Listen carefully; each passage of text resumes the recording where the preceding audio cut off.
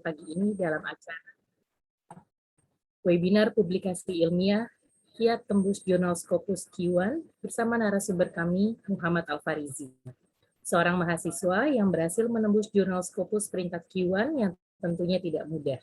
Juga bersama saya Adisha Paramasasti yang akan menjadi host untuk acara ini. Sebagai pembuka, izinkan saya untuk memperkenalkan sedikit mengenai kami dari IASSF, agar semua teman-teman dapat memiliki gambaran mengenai siapa kami.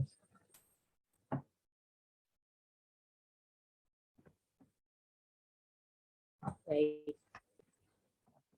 Kami adalah Institute for Advanced Science, Social and Sustainable Future, atau disingkat dengan IASSF. Adalah sebuah inisiasi dari PT Kiat Cendekia Alami untuk menciptakan iklim pendidikan yang lebih baik di Indonesia. IASSF didirikan pada tahun 2022 dan berkomitmen untuk memberikan pelayanan dalam bidang publikasi ilmiah, penelitian, seminar atau konferensi, dan pelatihan atau workshop sebagai wujud kontribusi nyata untuk memajukan dunia pendidikan Indonesia. Jasa yang kami tawarkan pada saat ini ada 4 items. Yang pertama adalah publikasi ilmiah. Sejauh ini kami sudah punya 27 jurnal ilmiah baru dari beragam lingkup area akademis. Yang kedua ada seminar dan konferensi yang merupakan diskusi dan diseminasi ilmiah, penelitian untuk kehidupan berkelanjutan, serta pelatihan dan lokakarya untuk peningkatan kapasitas peneliti dan akademisi Indonesia.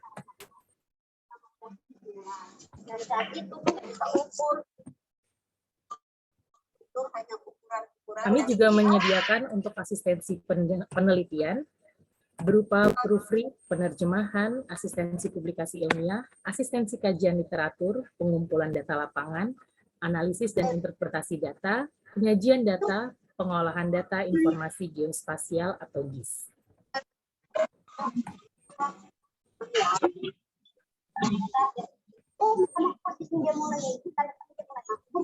Seringkali kami mendapati bahwa para penulis publikasi ilmiah itu merasa terbebani. Padahal sesungguhnya untuk menghasilkan sebuah karya tulis yang baik, yang harus dilakukan adalah rileks. Karena menulis adalah sebuah pekerjaan mulia untuk keabadian, yang seharusnya tidak pernah menjadi beban bagi para akademisi.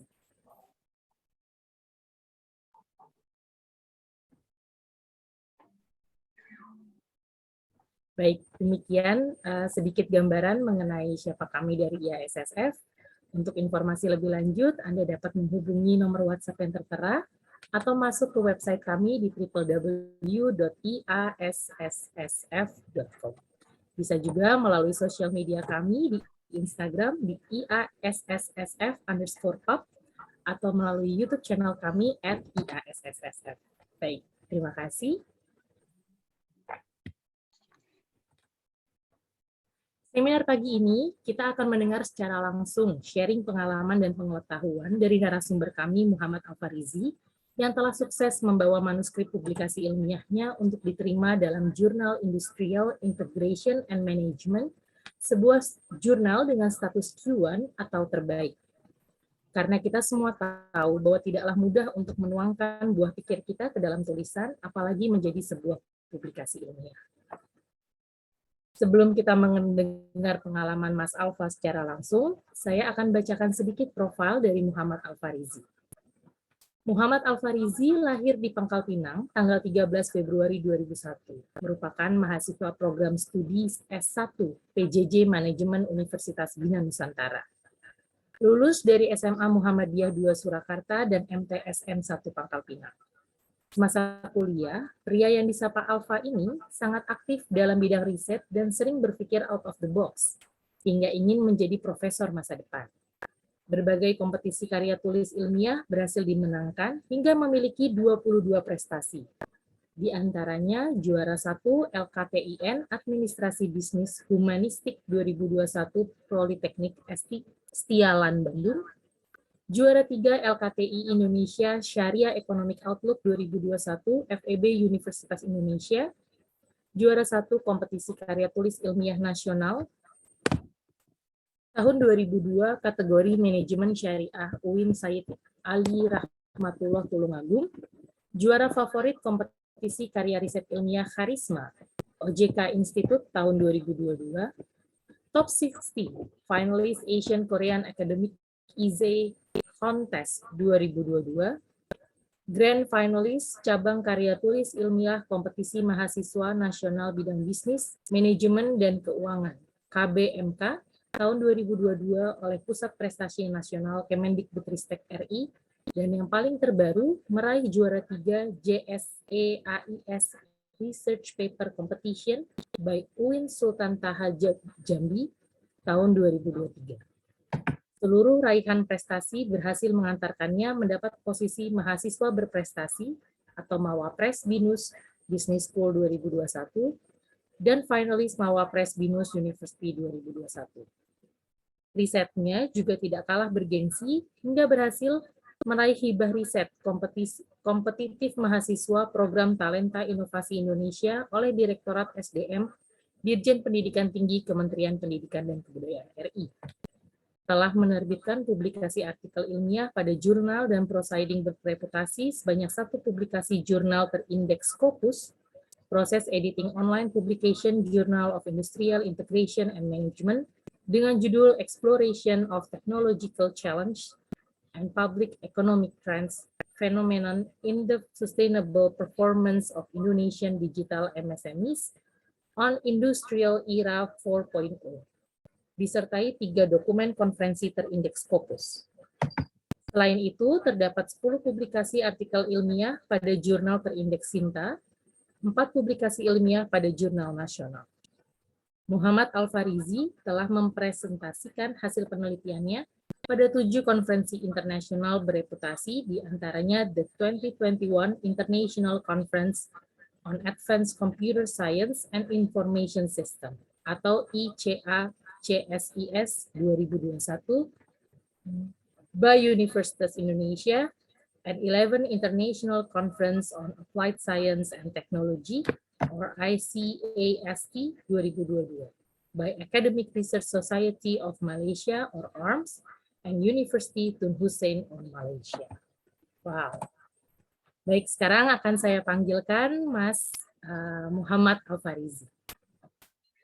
Baik, makasih Mbak. Selamat pagi rekan-rekan, teman-teman semua. Assalamualaikum warahmatullahi wabarakatuh.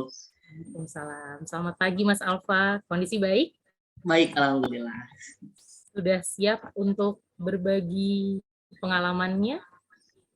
Siap. Bismillahirrahmanirrahim. Baik, saya screen ya. Baik, oke. Bagi audiens yang nanti ingin bertanya, kami menyediakan waktu untuk bertanya setelah presentasi yang dilakukan oleh Mas Alfa. Silahkan Anda raise hand atau tuliskan di kolom komentar untuk nanti akan dijawab oleh Mas Alfa ya. Terima kasih. Zoom-nya sudah terlihat? Jelas? Ya, sudah Mas. Sudah ya. Jelas. Baik, saya buka dulu pertama. Bismillahirrahmanirrahim. Assalamualaikum warahmatullahi wabarakatuh. Selamat pagi, menjelang siang, dan salam sejahtera untuk kita semua.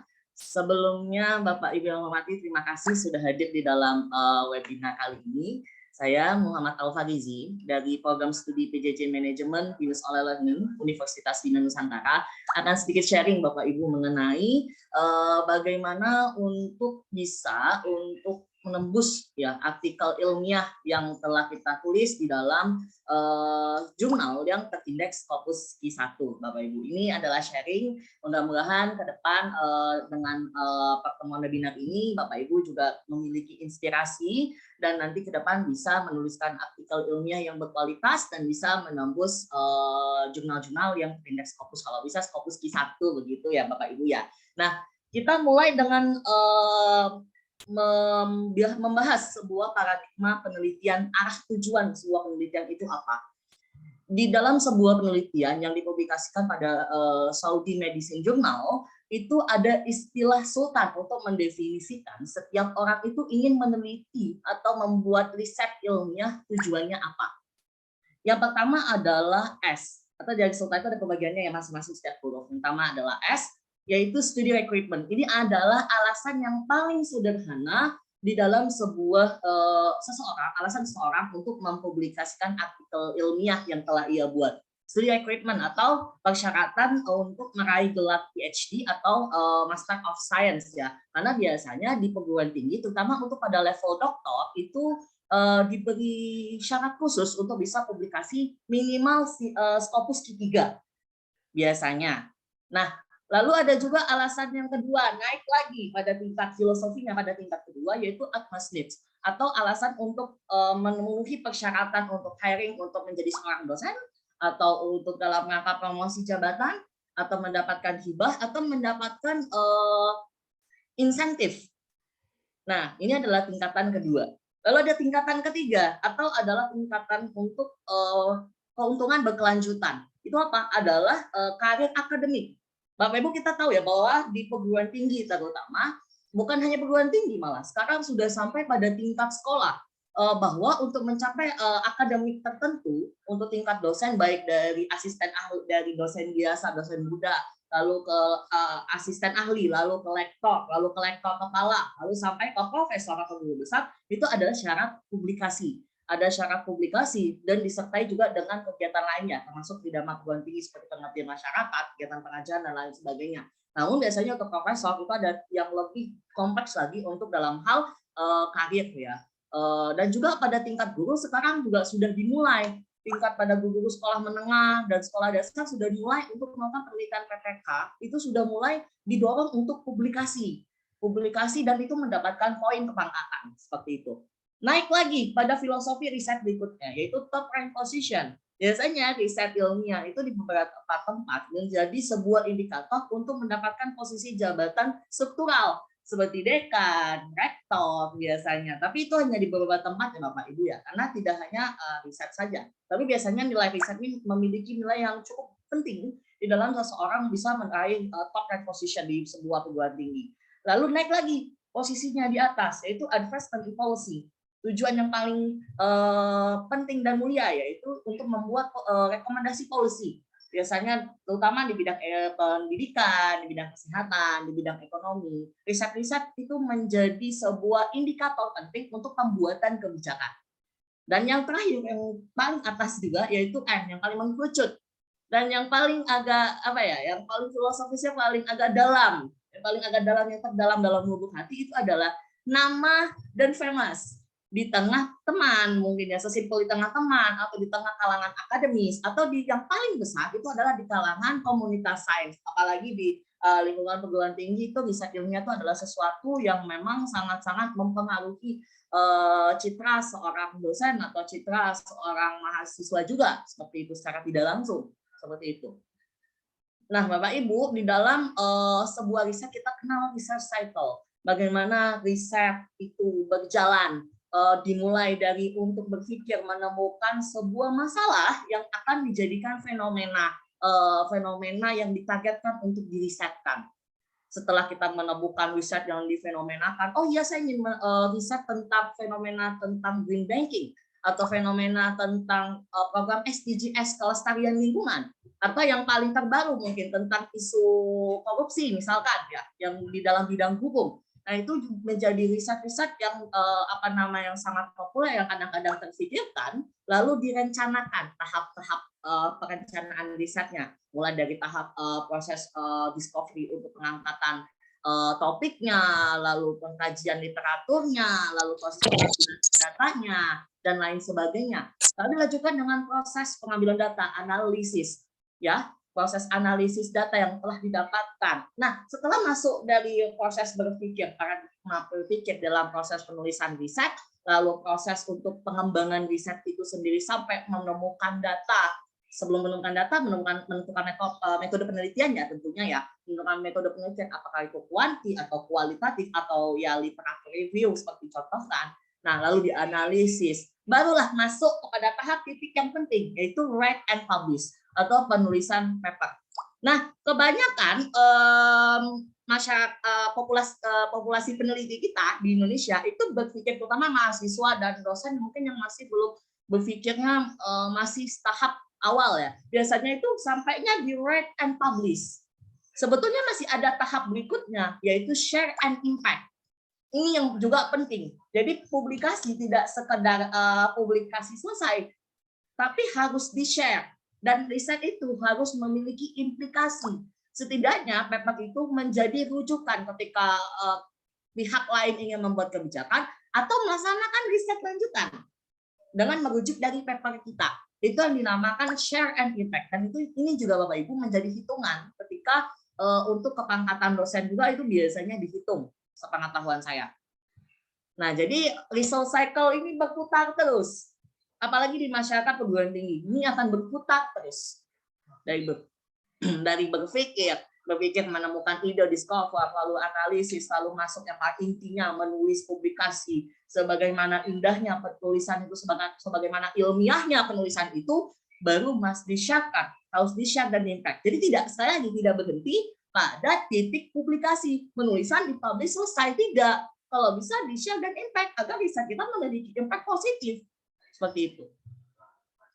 Nah, kita kan masuk ke sebuah database yang paling terkenal, database riset ya. Database riset, citable riset terbesar di dunia dan yang paling terkenal yaitu adalah Scopus. Meskipun tidak hanya Scopus Bapak Ibu, ada WOS juga ya, tapi yang memang paling populer dan menjadi perhitungan sangat rinci itu adalah Scopus. Scopus memiliki 5.000 yang publisher yang sudah terindeks.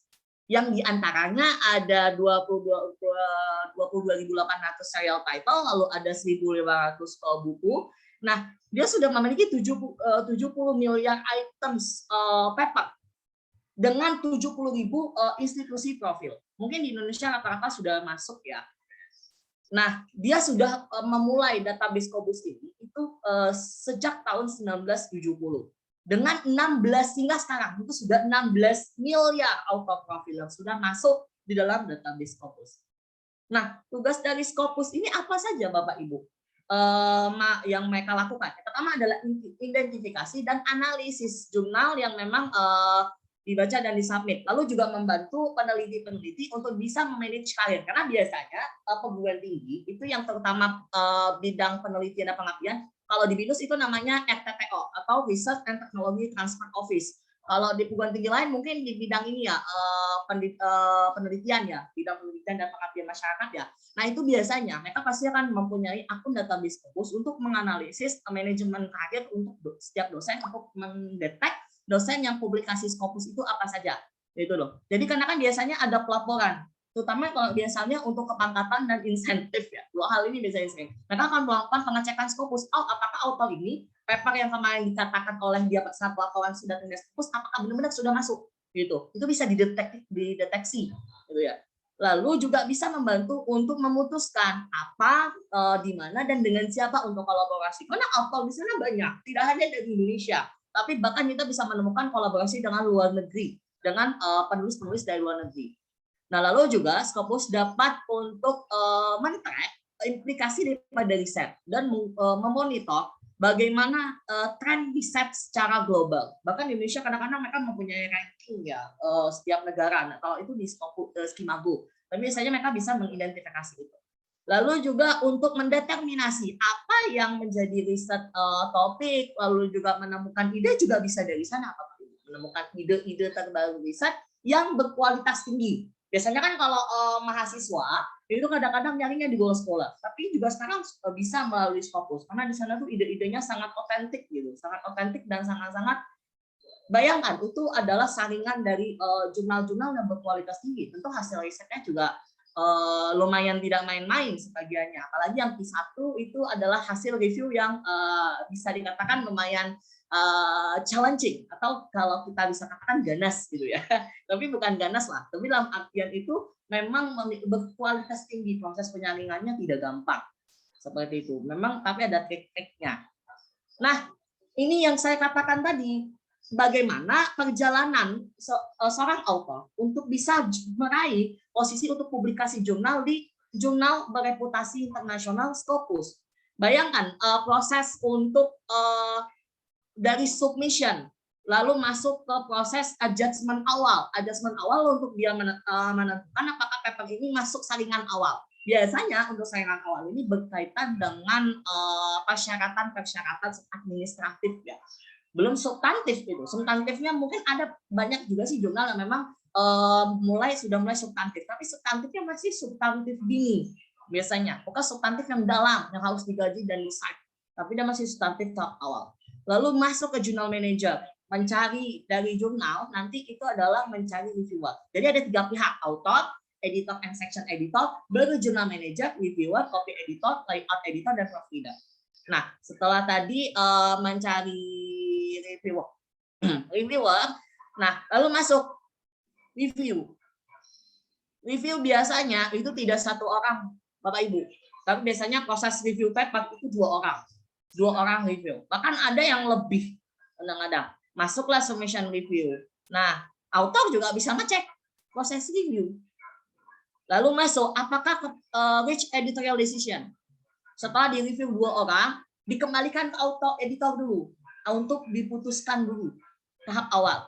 Kebanyakan ya untuk Scopus Q1, Q2 terutama itu biasanya ada revisi lah biasanya ya, contohnya ya revisi dulu dan revisi sesuai dengan apa yang disampaikan oleh reviewer. Nah, Bapak Ibu perlu saya sampaikan bahwa biasanya review dari Q1, jurnal-jurnal Q1 sebagian besar ya itu lumayan detail. Karena mereka menginginkan paper yang memiliki kualitas tinggi atau detail, itu memiliki juga impact hasil riset yang akan berpotensi memiliki impact yang sangat bagus.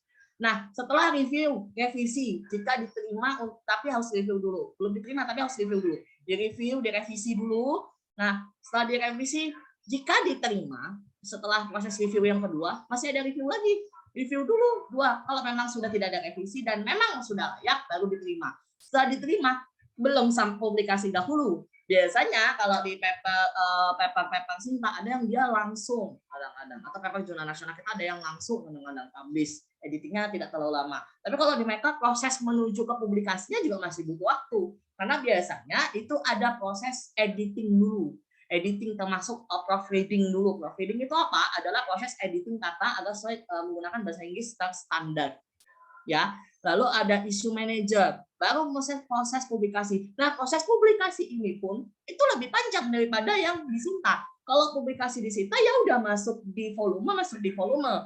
Tapi kalau di jurnal-jurnal Q1 biasanya, terutama yang di jurnal saya sendiri, pengalaman di jurnal saya, itu dia harus masuk ke online ready dulu. Online ready dulu, nunggu volume berikutnya. Bayangkan, masuk dulu di online ready itu belum ada volumenya. Volumenya baru di berikutnya, entah nunggu 3 atau 6 bulan lagi baru masuk ke volume. Tapi biasanya dari online ready itu sudah terindeks biasanya. Nanti masuknya itu kalau di Scopus itu adalah artikel in press biasanya, atau dia masih proses gitu, tapi sudah terindeks seperti itu. Nah, baru tayang biasanya masuk submission archive gitu ya, atau current issue dan journal archive. Nah, dalam proses untuk publikasi ya, proses penulisan artikel menuju publikasi terutama ada starter pack, dikenal dengan starter pack yang harus dipersiapkan. Ya, yang pertama ya jelas menulis memerlukan aplikasi Microsoft. Mohon maaf Bapak Ibu. Jadi dimulai dengan aplikasi Microsoft, terutama Microsoft Word ya untuk penulisan artikel, lalu analisis data dasar dengan Excel, lalu atau pembuatan daripada desain grafik menggunakan PowerPoint. Nah, juga ada biorender. Biasanya biorender juga digunakan. Lalu ada Prism 8, lalu ada Turnitin. Nah, Turnitin ini untuk mendeteksi plagiat. Kenapa seperti itu? Karena jurnal Scopus itu dari awal sudah akan mendeteksi. Di screening awal, paper ini itu tingkat plagiatnya berapa? Tingkat plagiasinya berapa? Dia sudah mendetail. Saya ada di satu jurnal, namanya itu saya lupa ingat ya, tapi dia dari Brazil jurnal itu. Untuk jarak jauh, paper jurnal itu adalah khusus untuk pendidikan jarak jauh. Di Journal of Distance Learning kalau saya tidak salah namanya di Brazil. Nah, jurnal itu Q1 dari awal dia sudah minta bukti Turnitin dan mereka cek ulang lagi. cek ulang lagi kalau misalnya papernya bermasalah committed sekian persen, kadang-kadang mereka sampai minta 10% ya. Itu kalau lewat dari situ sudah ditolak dari awal. Seperti itu. Lalu ada Mendeley. Untuk apa? Untuk citasi artikel sesuai referensi yang telah kita acu. Lalu IBM statistik untuk analisis statistik atau, nah tapi ini preferensi ya, ada yang menggunakan IBM SPSS, lalu ada yang menggunakan Smart GLS. Kalau saya kebetulan saya lebih sering menggunakan Smart GLS atau studi pemodelan. Lalu ada Grammarly. Nah, Grammarly ini kegunaannya untuk apa? Paper Scopus rata-rata berbahasa Inggris dan mereka tidak mau menerima paper yang memiliki permasalahan bahasa sejak awal yang membuat ambiguitas. Nah, jadi Grammarly ini untuk memfikskan dari sisi tata bahasa. Seperti itu, Bapak Ibu. Nah, kita akan membahas yang berikutnya, apa saja jenis manuskrip ilmiah. Jadi di Scopus tidak hanya artikel jurnal saja yang masuk di sana, tidak itu saja. Ya, tapi paling utama memang jurnal, tapi ada juga yang lain seperti book chapter, lalu ada buku, lalu ada naskah conference. Nah, tapi secara umum jenis manuskrip ilmiah ya, yang ini dibahas secara saintifiknya itu ada case report, ada original paper atau research atau study, lalu ada meta analysis atau letter to editor, ada short communication dan literatur review artikel. Nah, di samping ini itu adalah hierarki daripada desain riset dan level daripada pembuktian ilmiah. Jadi ada tingkatannya. Desain desain itu ada tingkatannya. Yang paling dasar itu adalah case report or case series, narrative review, expert opinion, editorial itu adalah yang paling dasar. Lalu ada case control naik di atasnya. Lalu ada cohort. Nah, lalu masuk di atasnya. Nah, yang primary study ini yang tingkat kedua setelah case report di bawahnya. Nah, yang paling agak lumayan sering ya, yang di kalangan klaster kesehatan.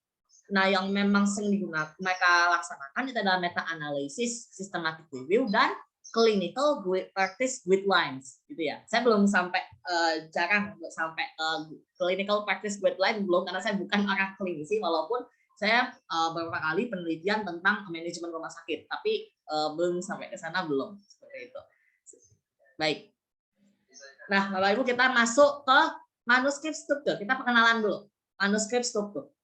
Nah, sebuah manuskrip pada umumnya Bapak Ibu itu setiap jurnal pada umumnya, tapi itu adalah ada beberapa. Yang pertama adalah title page atau halaman title, halaman judul.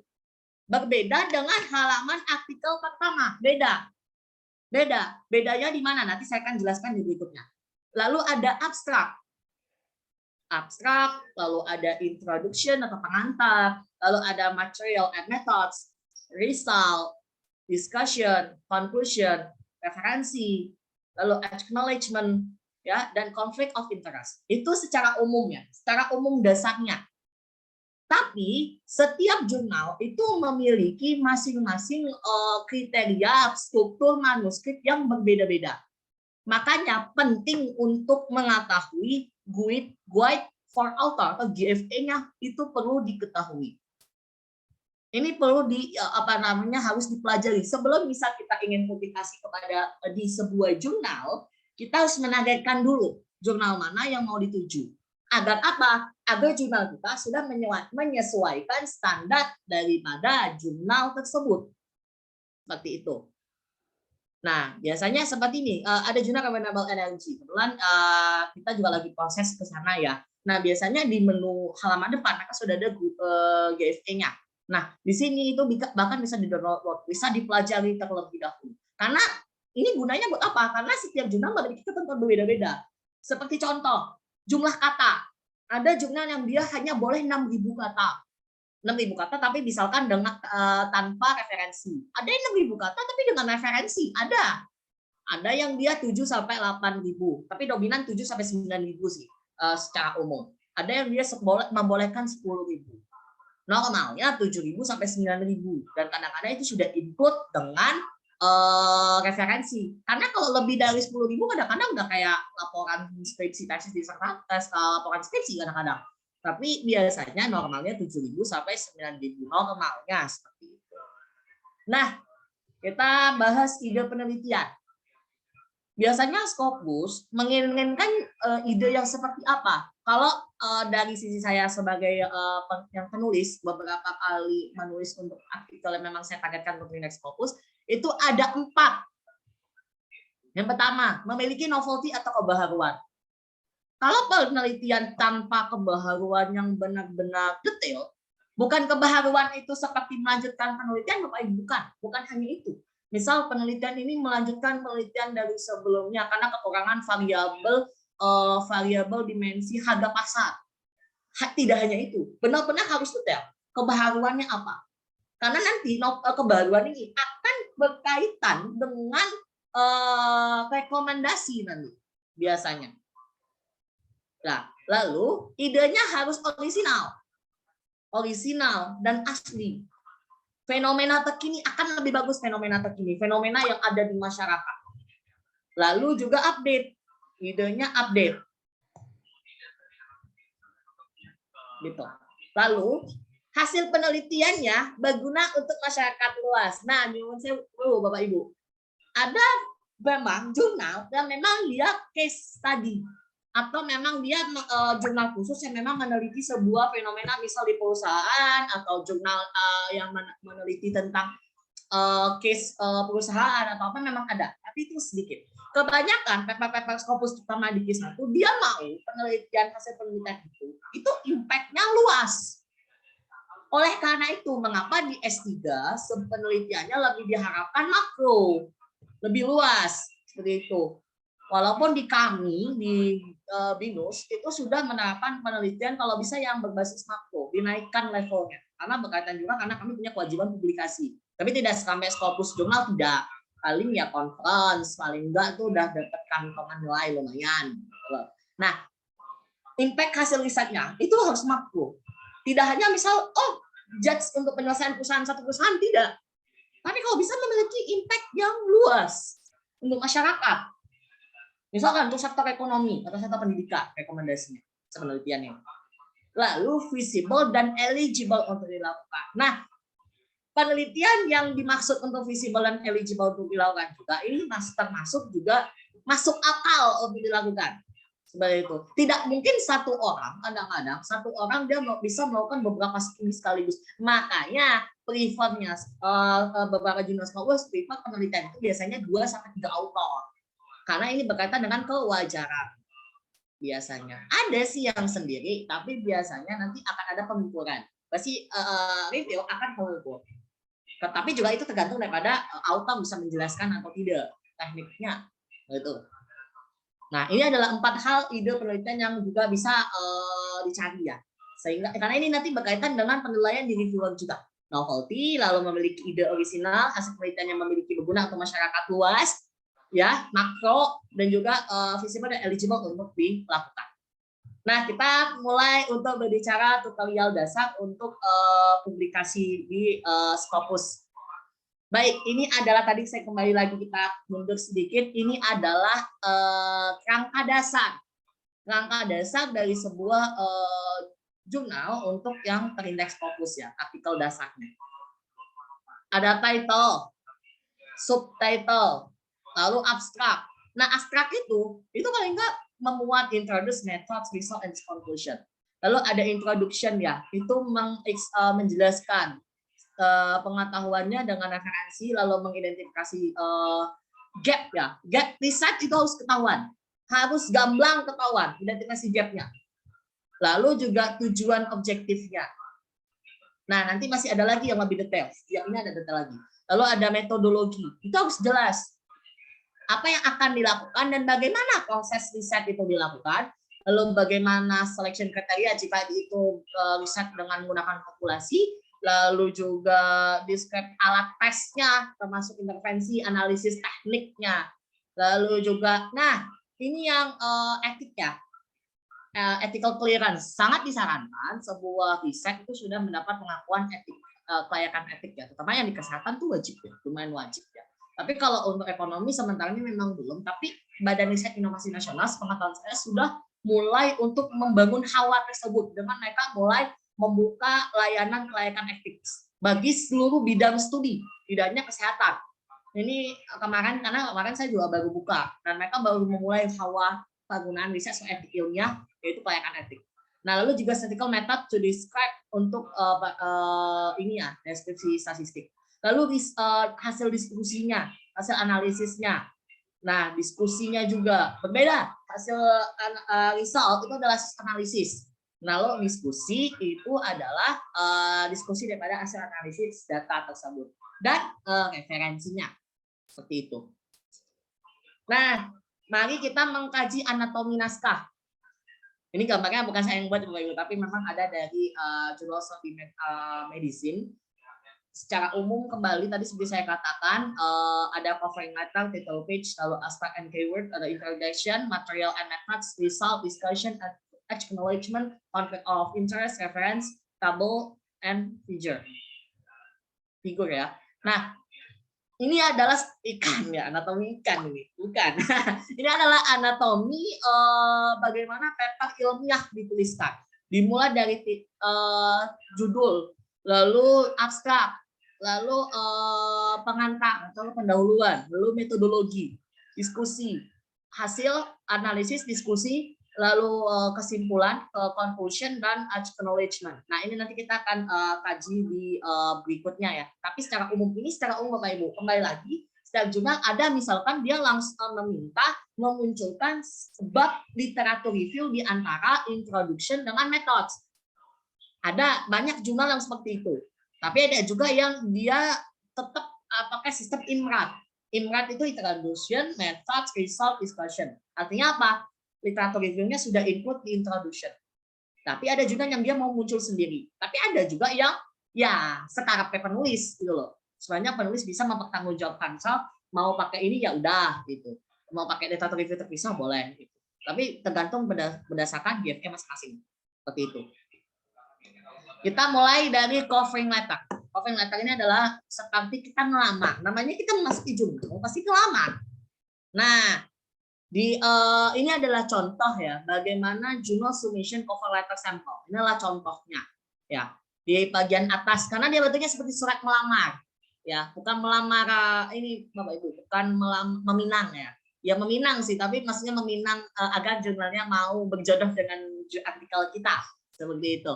Nah, seperti di sini harus ada perincian umum seperti nama, alamat, lalu juga nomor ponsel, lalu juga kapan submission-nya gitu ya. Nah, lalu pada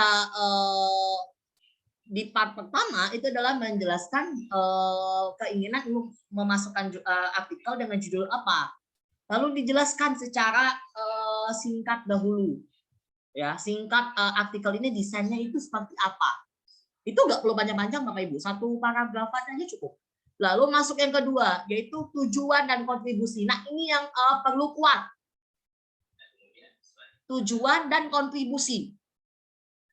Kenapa? Ini bingung kan? Ini kan singkat. Dia menjelaskan summary risetnya singkat, tapi dia memperkuat di tujuan dan kontribusi. Ya pasti, kembali lagi tadi saya sampaikan, bahwa jurnal sangat memperhatikan tujuan risetnya dan apa kontribusinya kepada jurnal. Karena jurnal membutuhkan impact hasil riset itu besar, karena itu ngaruh ke jurnal mereka. Seperti itu. Oleh karena itu, diperkuat di sini penjelasan purpose of research and contribution-nya. Kontribusi artikel kita tuh jurnal. Seperti itu. Lalu bukti similar dengan penelitian-penelitian terdahulu. Lebih baik diperjelas.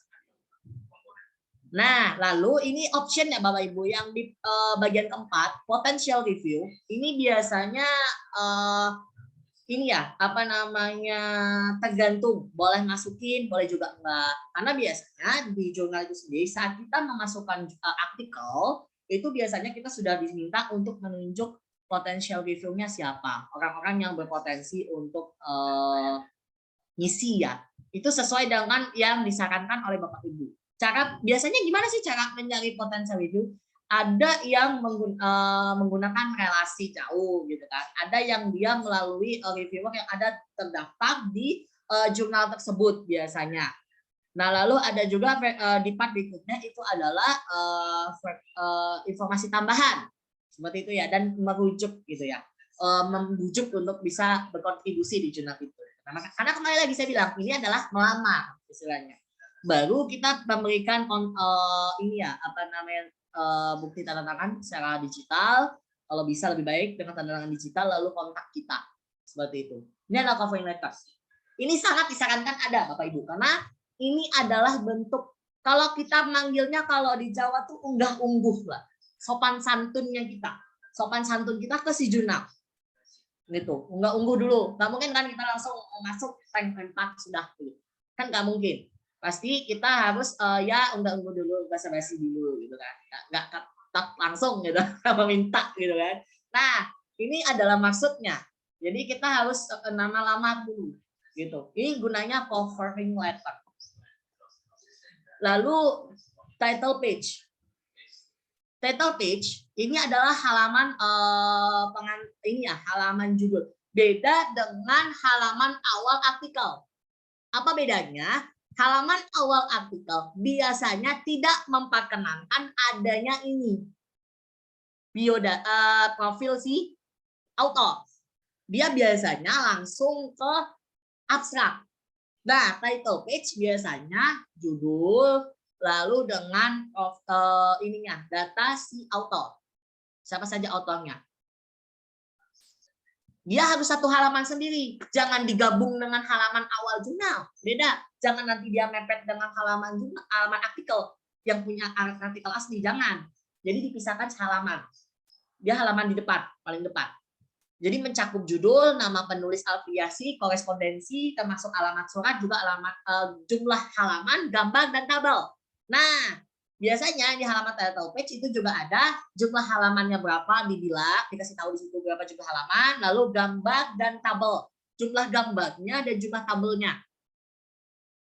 Atau lebih bagus, biasanya tuh dirinci. Saya nulis di paper, ada paper Scopus Q2 di Emerald, dia minta di halaman title page itu sudah dirinci, dibuat tabel sendiri, yang isinya yang sebelah kanan itu daftar tabel, sebelah kanannya itu daftar gambar. Gambar 1 apa, gambar 2 apa, dia udah dirinci. Jadi nggak perlu menjelaskan lagi jumlah halaman gambar dan tabel. Tapi ada yang cukup nulis jumlah halaman berapa, jumlah gambar berapa, jumlah tabel berapa. Bapak Ibu. Begitu. Nah, kita bicara ke judul sekarang. Judul tentu harus informatif, spesifik, singkat, jelas, ringkas, dan mencerminkan isi makalah. Akan lebih baik judul itu juga bisa menggigit. Menggigit itu maksudnya gimana? Sesuatu yang bisa membuat orang, autor, kita kadang kalau menulis Bapak Ibu, jangan kadang-kadang kita menjadi diri kita sendiri membaca, tapi kita harus melihat judulnya ketika orang lain membaca. Wah, ini judulnya menarik nih. Ya, karena menulis ilmiah itu tidak sekedar menulis ilmiah dengan kekakuan, tidak. Tapi juga menulis artikel ilmiah itu harus ada seni ketika menulis judul. Ada sedikit bumbu seninya. Bumbu seni tapi bukannya bertele-tele dan berbunga-bunga, bukan begitu. Tapi setidaknya menggigit orang untuk membaca dan mengkaji isi dalamnya. Tidak boleh melebihi 1.150 karakter atau maksimalnya itu adalah 20 kata. Jangan lebih 20 kata. Kalau bisa maksimal 20 kata. Seperti itu.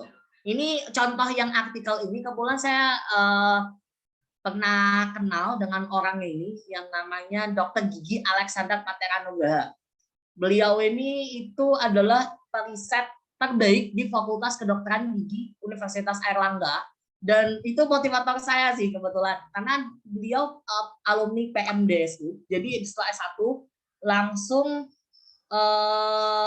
sebentar guys. Jadi langsung ke ke dokter. Jadi hanya waktu 4 tahun menjadi dokter. Dan 1 tahun setiap tahunnya berhasil publikasi 7 artikel sampai menjadi alumnus PMDSU terbaik di Indonesia. Nah, dia pernah dulu juga ngajarin saya sebelumnya dalam sebuah pertemuan, dan salah satunya ini menyampaikan bahwa judul itu harus menggigit. Tapi bukan berbunga-bunga. Berbunga-bunga seperti puisi, bukan. Tapi buatlah judul itu seperti ilmiah dan menggigit para pembaca ilmiah. itu untuk membaca. Seperti itu. Jangan judulnya kesannya biasa. Boleh simpel, simpel juga boleh. Judulnya cuma 5-10 kata, boleh.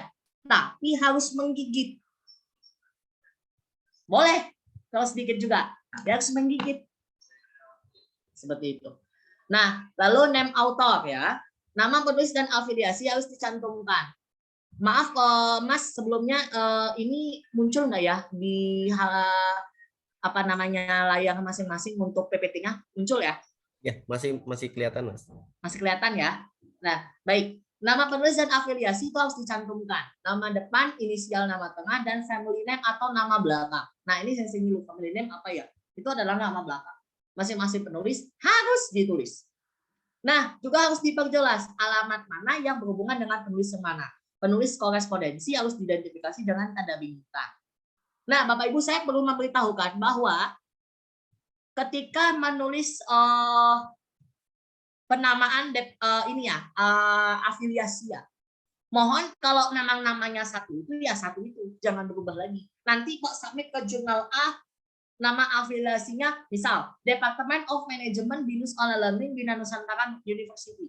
Lalu tahu-tahu di jurnal B ketika submit beberapa bulan lagi Department of Management dalam kurung PJJ Binus Online Learning Bina Nusantara University. Tahu-tahu 3 bulannya lagi berubah lagi departemen ini, kecuali memang ada perubahan afiliasi ya, itu beda lagi, mungkin ada prosedur tersendiri. Tapi kalau masih ada di afiliasi tersebut, masih ada di dalam itu, ya satu nama afiliasi, karena nanti berkaitan dengan permasalahan indeksasi di Scopus. Karena banyak sekali, bahkan dosen saya yang paling agak ngeluh, Alfa, ini saya nggak bisa kedetek di Scopusnya, akhirnya insentif saya nggak turun, gara-gara afiliasi saya salah. Yang satu nyebutnya Department of Management Binus Learning, yang satunya Department of Management PJJ Binus Learning Bina Nusantara University, yang satunya lebih parah nyebutnya Department of Management Diponegoro University. Karena alumni Undip ya, gitu ya. Yang kalau itu nggak ngaruh karena kan pastinya itu buat S3-nya. Tapi yang satunya hanya gara-gara kata-kata PJJ-nya bermasalah. Nah, itu kalau memang harus pasti ya. Satu satu afiliasi ya pakai satu itu, kecuali jika memang ada perpindahan afiliasi. Nah, bagaimana jika publikasinya itu departemennya memiliki 2 afiliasi? Seperti saya ada 2 afiliasi sekarang. Yang pertama itu Departemen of Management Binus Learning, yang kedua adalah sekolah ini ya, apa namanya SIL di UI, asisten untuk klaster klaster sosial pemberdayaan lingkungan, Sekolah Ilmu Lingkungan Universitas Indonesia. Berarti ada 2 afiliasi saya yang sekarang. Nah, itu tulisnya 2 kali, afiliasi yang pertama dan afiliasi kedua. Agar apa? Tetap terindeks, yang pertama tetap terindeks, dan penghargaan pada yang afiliasi yang kedua. Seperti itu. Nah, ini adalah abstrak. Nah, Bapak Ibu, abstrak setiap jurnal itu berbeda-beda. Kenapa saya katakan berbeda-beda? Ada yang abstrak, dia itu bergabung. Dalam artian tidak dipecah-pecah seperti ini. Dia langsung aja penulisan dari background, tujuan, methods, result, conclusion. Udah, digabung jadi satu, 250 kata. Ada yang dia dipecah. Seperti ini, background apa, methodsnya apa, resultnya apa, conclusionnya apa. Ada yang dipisah. Nah, itulah pentingnya ketika mau menuju publikasi Scopus memahami GFA jurnal. Termasuk persoalan remeh abstrak. Namun secara umum ya abstrak itu tidak boleh lebih dari 250 kata. Lalu abstrak itu harus rinci Bapak Ibu, harus informatif dan cukup jelas. Menyajikan topik secara singkat, menyatakan ulang percobaan, menunjukkan data yang signifikan, dan menunjukkan temuan dan kesimpulan utama. Karena ini adalah ketok pintunya. Ketok pintunya reviewer melihat artikel kita. Dan juga ketika publikasi, ini adalah ketok pintu rumah kita ketika pembaca ingin membaca artikel kita. Terutama mahasiswa yang skripsi. Kadang-kadang nyuwun sewu, kadang-kadang yang skripsi itu kadang-kadang nggak baca isinya. Kadang-kadang dia sudah abstraknya. Dia abstraknya itu, gitu kan. Ya karena saya mahasiswa S1, makanya saya tahu. Makanya, dan saya tahu dan saya pernah melakukan. Saya malas baca dalam, ya saya baca abstraknya. Karena yang dasar utama ringkasan itu dari situ. Seperti itu. Nah, lalu ada keyword. Setidaknya ada 3 dan tidak lebih dari 6 dalam urutan abjad yang dicantumkan dalam bahasa Inggris yang akan membantu pembacaan atau lembaga pengindeks dalam pengindesan silang penelitian. Keyword ini penting, jangan sampai salah. Karena di Scopus itu juga nanti pengindeksan ini berkaitan dengan kepakaran riset yang akan diidentifikasi oleh si Scopus. Gitu. Itu ada. Kayak saya itu di keidentifikasinya sekarang itu di e-learning, ada di e-learning, lalu di lingkungan, di sustainable business juga. Nah, jadi ada 2 hal ya, abstraknya harus benar-benar jelas, rinci dan jelas, tidak lebih dari 50 kata. Perhatikan GFK-nya, apakah dia pemecahan atau dia digabung, bentuk gabung, tidak dipecah seperti ini. Lalu keywordnya, nah keywordnya juga tidak dari 3, tapi tidak lebih dari 6, dan harus benar-benar mencerminkan pattern tersebut dan bisa membantu pembaca dan lembaga pengindeks dalam pengindeksan silang penelitian. Nah, kita masuk ke intinya. Yang pertama adalah introduksi. Sebaiknya tinjau publikasi penting di sebelumnya. Lalu sebutkan alasan dilakukan penelitian. Jangan nanti alasan penelitian yang nggak disebutkan eksplisit. Sebaiknya sebutkan langsung. Lalu perkenalkan subjek dan katakan secara singkat bagaimana ide penelitian itu berasal. Berikan latar belakang penelitian secara singkat, tapi harus kuat ilmiahnya. Jangan meninjau literatur secara ekstensif, tapi berikan karya literatur baru yang memiliki kaitan langsung dengan subjek. Biasanya yang untuk literatur sistematik literatur review yang untuk pendahuluan di Scopus itu 30 artikel. Biasanya itu 30 biasanya. Misalkan 5, tapi 30 itu bukan 30 masing satu-satu, tidak. Misalkan 5 orang mengatakan A. 3 orang mengatakan B. Nah, dari 30 itu nanti identifikasi penelitian ini bukannya apa ya? Gitu. Berarti yang belum ada apa? Nah, itu yang pencarian gap. Nah, lalu justifikasi, maksud dan tujuan penelitian harus jelas, jangan ambigu. Nah, lalu kaji literatur terdahulu dan pekerjaan apa yang telah dilakukan bidang ini, daftar namanya, lalu dapat debat literaturnya. Lalu tujuan penelitian harus dinyatakan di bagian akhir dan kontribusinya harus muncul. Jangan tidak muncul, akan lebih baik dimunculkan langsung. Seperti itu. Seperti apa sih introduksi itu, Bapak Ibu? Biasanya isiannya ada 6 kunci ya. Pertama itu, apa sih masalah utamanya? Masalah utamanya itu apa? Jangan sampai nanti nulis panjang-panjang, tapi masalah utamanya nggak ketemu. Gitu. Lalu mengapa masalah itu penting? Nah, urgensi riset. Makanya disebutkan debat literatur. Lalu pekerjaan apa yang dilakukan di bidang seperti saya sampaikan. Nah, lalu dijelaskan dari pekerjaan yang telah dilakukan oleh peneliti dahulu, apa sih hubungannya dengan pekerjaan kita? Dan apa yang akan ditambahkan? Kontribusi. Oh iya Bapak Ibu, dan satu lagi, pertanyaan penelitian. Beberapa jurnal meminta dimunculkan secara langsung. Apa sih pertanyaan penelitian tersebut? Baru tujuan. Tujuan daripada penelitian ini adalah, tapi sebelumnya itu ada tulisan. Sehingga dari literatur di atas itu memunculkan pertanyaan penelitian. RQ1, RQ2, RQ3. Seperti itu. Nah, lalu adalah material dan metode. Namun sebelumnya saya akan membahas literatur review. Sengaja memang tidak masukkan karena dasarnya memang dia biasanya pakai intab atau langsung ke material dan metode. Tapi di bagian introduce itu biasanya nanti diikutkan dengan literatur review. Tapi jika dia membutuhkan literatur review bab khusus yang memang membutuhkan literatur review, ada 6 hal yang memang harus dibahas. Yang pertama itu adalah kajian literatur yang dibuat itu harus merepresentasikan penelitian tersebut secara komprehensif. Literaturnya tentu harus up to date, minimal berapa tahun, kalau bisa 5 tahun. 5 tahun minimum. Jangan maksimum, minimum ya, maksimum. Jangan lebih dari 5 tahun. Kecuali Bapak Ibu jika itu adalah pernyataan mendasar. Seperti misal teori Utaud itu ada teori tahun 19 lebih, atau teori TPB, teori plan of behavior, atau TRA, teori resistance action. Nah itu kan literatur yang dasarnya sudah lama banget ya. Nah itu boleh menggunakan tahun 19 lebih, tapi harus didukung dengan literatur yang terbaru. Nah lalu ada relevansi. Jangan membuat, nah ini juga ini ya mahasiswa skripsi juga lumayan sering ya, jangankan kita, kadang-kadang mahasiswa skripsi juga sering. Diperlukan membuat kajian literatur itu yang relevan dengan penelitian kita. Jangan menambah-nambah dari penelitian yang nambah-nambah yang nggak ada relevannya. Lebih baik relevan, apalagi artikel jurnal itu terbatas kata-kata jumlah katanya 7.000 sampai 9.000. Kadang-kadang cuma 6.000 malah.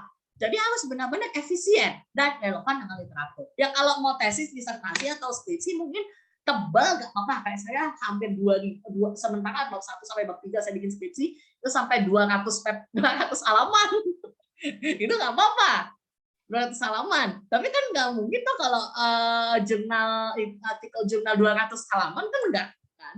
Minimal tuh paling kan 30 maksimum. Biasanya malah minta kurang, kalau bisa kurang. Gitu kan. Nah, makanya efisiensi dengan menggunakan relevansi literatur dengan penelitian Anda sendiri. Jangan memasukkan, nah ini untuk yang teman-teman S1, jangan nanti di literatur review itu memasukkan manajemen, pengertian manajemen. Enggak. Jadi literatur review ini masuk, dia sudah benar-benar apply teori atau benar-benar memang berkaitan dengan penelitian. Tidak lagi mengungkap dari grade teori dasar. Seperti misalnya manajemen operasional, manajemen rumah sakit misalkan. TKM. Tidak. Jadi dia sudah apply teorinya. Misalkan langsung ke bagian misal kayak saya misalnya langsung ke akreditasi GCI. Gitu. Atau misalnya teori plan of behavior, itu boleh. Tapi kalau ini seperti yang grade teori itu tidak perlu. Itu. Karena ini juga nanti teman-teman misalnya mau konversi dari skripsi, tesis, disertasi ke jurnal untuk publikasi gitu ya. Pilih yang relevan dengan literatur. Lalu di literatur review adalah tempatnya untuk membuat perbandingan dan evaluasi kritis. Evaluasi kritis atas artikel review tersebut. Seperti itu. Nah, lalu masuk ke material dan methods ya. Yang pertama adalah mendeskripsikan metode atau alat analisis ya, termasuk teknik, termasuk perlakuan statistik yang dilakukan dalam penelitian. Hal yang penting untuk dilakukan adalah akurasi, reproduktivitas, dan reliabilitas. Ya, daripada metode penelitiannya. Jangan sampai tidak relevan juga, jangan sampai itu tidak relevan dengan penelitian. Lalu seperti kadang-kadang ya, terutama yang mungkin sering salah paham, penelitiannya itu hawanya dari awal kuantit atau pada pertengahan kuali. Jangan, lebih baik memang sesuai seperti itu. Lalu juga reliabilitas tadi, reproduktivitas dan akurasi. Lalu penulis sebaiknya menunjukkan hasil riset telah melalui kajian etik, melalui komisi etik, serta nomor persetujuan dan referensi. Mengapa saya menuliskan ini Bapak Ibu? Sekarang lomba, jangankan buat artikel publikasi, untuk lomba setingkat anak sekolah menengah atas, Olimpiade Penelitian Siswa Indonesia, itu harus memasukkan hasil komite etik. Bayangan, berarti kan memang hawa kelayakan etik itu tidak lagi hanya di kesehatan, sudah masuk di seluruh cabang ilmu. Dan sudah menjadi persyaratan umum. Makanya BIN juga sudah memulai. Maka sebaiknya menunjukkan hasil riset melalui kajian etik. Biasanya akan lebih enak nanti urusannya dalam hal publikasi. Lalu ada informed consent tertulis harus diperoleh dari peserta pelatihan. Dan peserta penelitian memiliki hak privasi. Nah lalu metodologi riset itu tidak hanya sebuah metode. Jadi bukan hanya penjelasan metode saja. Tapi itu harus mencerminkan sebuah filosofi yang mengatur di balik metode yang digunakan. Ada hawanya. Karena jantungnya riset dia bergerak, itu ada di metodologinya. Kalau metodologi dan analisisnya tidak sesuai, tidak akurat dan tidak efisien, maka keseluruhannya juga akan bermasalah. Lalu juga mendebatkan dan membenarkan keputusan diambil. Oh iya, baik. Lalu tujuan penelitiannya juga harus dinyatakan kembali. Di mana menyatakannya? Di bagian halaman awal. Di halaman awal dinyatakan apa tujuan penelitian ini. Berdasarkan tujuan penelitian yaitu bla bla bla bla bla, maka penelitian ini memilih metode bla bla bla bla bla bla. Misalnya memilih metode eksplorasi gitu. Dan harus metode penelitian ini harus mampu menjawab proses pertanyaan penelitian. Seperti itu.